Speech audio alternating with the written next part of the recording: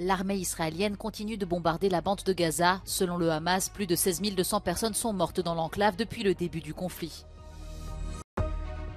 La guerre entre Israël et le Hamas polarise les sociétés européennes et divise les États membres de l'Union. Volodymyr Zelensky prévient les dirigeants du G7 que la Russie compte sur l'effondrement du soutien occidental à Kiev. Joe Biden veut que le Congrès valide l'aide à Kiev avant la fin de l'année. Les énergies fossiles au centre des discussions à la COP28. Les manifestants estiment que les efforts sont insuffisants. Une pétition de plus de 500 000 signatures demande à l'Union européenne une réglementation ferme pour lutter contre les abus sexuels en ligne commis sur les enfants.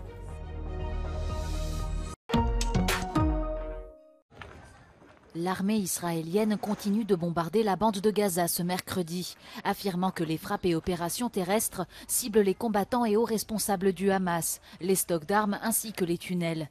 La ville de Khan Younes, dans le sud de l'enclave palestinienne, est encerclée. Les habitants et réfugiés vivent sous la menace constante de roquettes. Le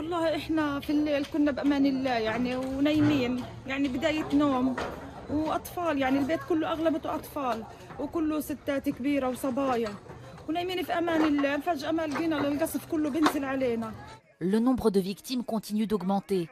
Selon le Hamas, 16 278 personnes, dont plus de 70% de femmes et d'enfants, ont été tuées dans les bombardements israéliens.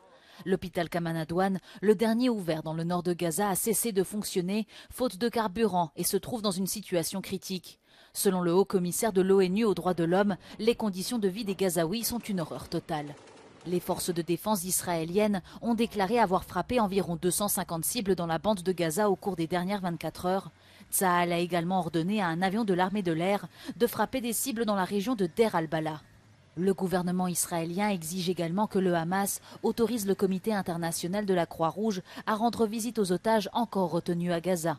As the IDF expands its operations to dismantle Hamas in Gaza, we have not lost sight, not for one moment, of our critical mission to rescue our hostages, to do everything in our power to bring our hostages home.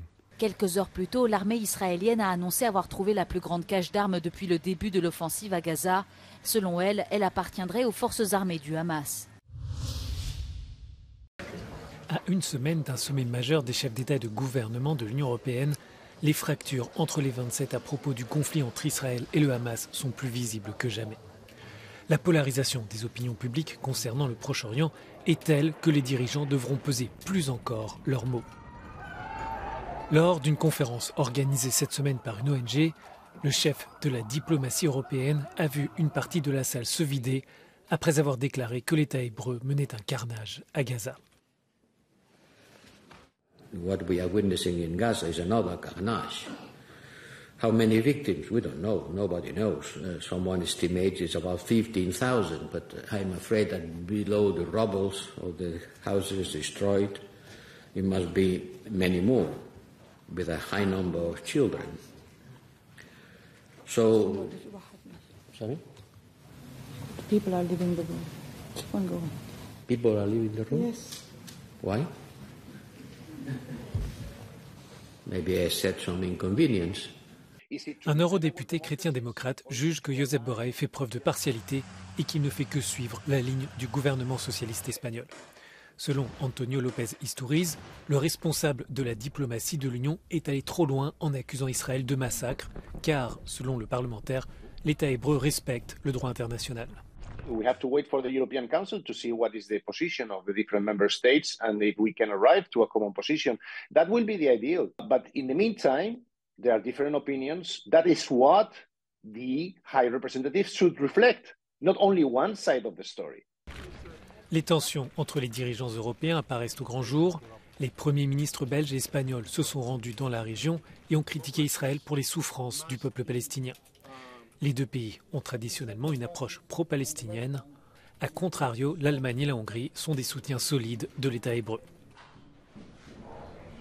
Everyone in the European Union agrees, of course, that civilian casualties should be avoided in Gaza. I mean, this is something that is clearly mentioning among all capitals. However, where we see divisions among member states is Israel's right for self-defense. Now, some of the EU member states are taking this argument very seriously and are supporting Israel in this regard, but we see other EU member states that actually try to alleviate this right of self-defense by arguing that there should be proportionality and that the response of Israel is not proportional at all.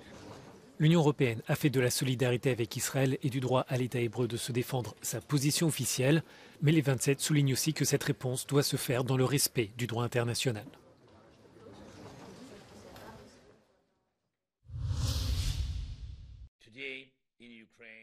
Le président ukrainien Volodymyr Zelensky a déclaré mercredi aux dirigeants du G7 que la Russie avait intensifié sa pression sur le front et que Moscou espérait que le soutien occidental à Kiev s'effondrerait l'année prochaine. Putin plans to simulate re-election for a new presidential term and to quell growing Russian dissatisfaction with the war results. He has significantly increased pressure on the front. Un point de vue partagé par Washington.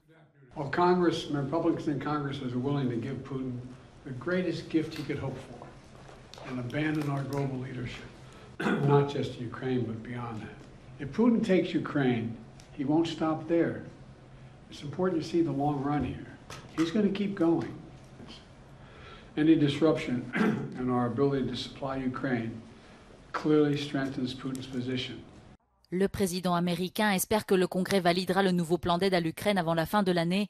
Les dirigeants du G7 vont également interdire l'importation directe de diamants russes.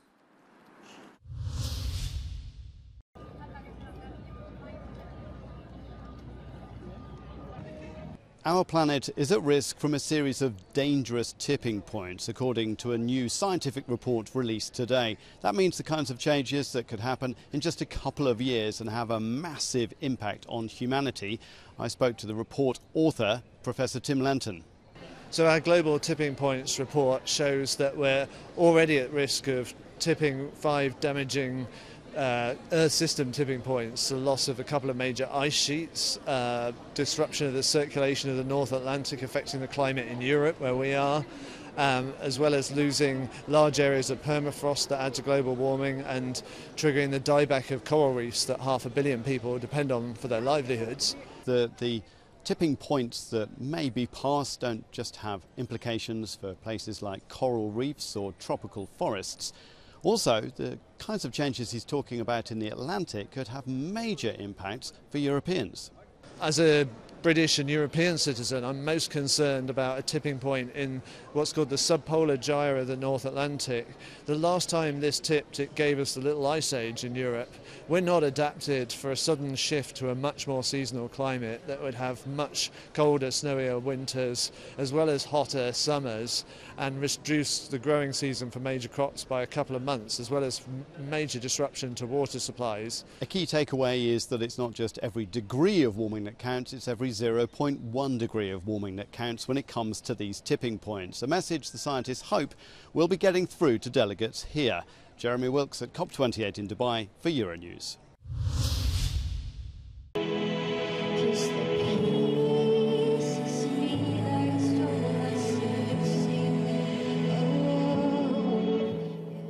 C'est avec la chanson Pieces of Me, des pièces de moi, que l'artiste finlandaise Charlina a évoqué les abus sexuels dont elle a été victime enfant.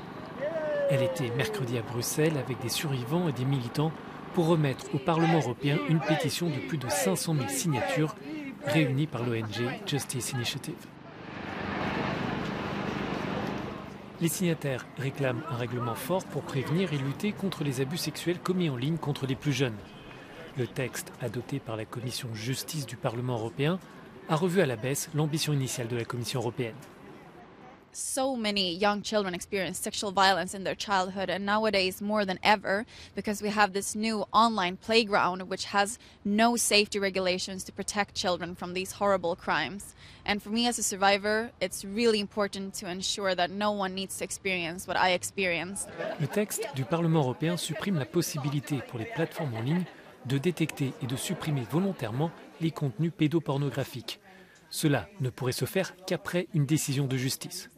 L'objectif est de protéger la vie privée sur le net. The court will order it very quick, and we have also put in a lot of measures to prevent material to circulate, because that's the most important thing. We want to protect our children to become a victim. Maybe it's not 100% like we all want, but it's a compromise which we really can defend, which is a big step forward to protect children's rights. Un utilisateur sur 3 d'Internet est un enfant. 32 millions de cas d'abus sexuels en ligne contre des enfants ont été signalés en 2022 dans le monde.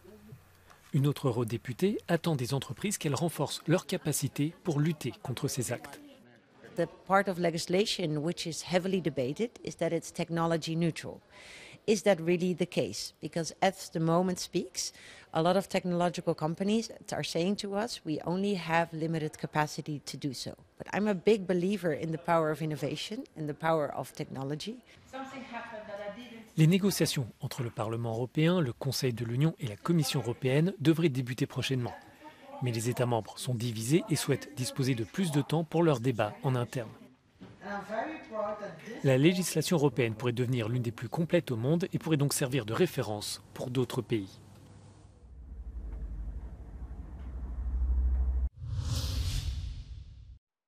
L'ancien Premier ministre britannique Boris Johnson a présenté ses excuses mercredi aux familles des victimes du Covid-19. Il est auditionné durant 2 jours dans le cadre de l'enquête publique sur la réponse du pays à la pandémie. Boris Johnson a démissionné de son poste de Premier ministre en septembre 2022 à la suite de révélations sur des fêtes illégales organisées à sa résidence de Downing Street durant le confinement. L'ancien chef du gouvernement a accepté de tenir une enquête publique après de fortes pressions de la part des familles endeuillées. Le coronavirus a tué plus de 232 000 personnes au Royaume-Uni.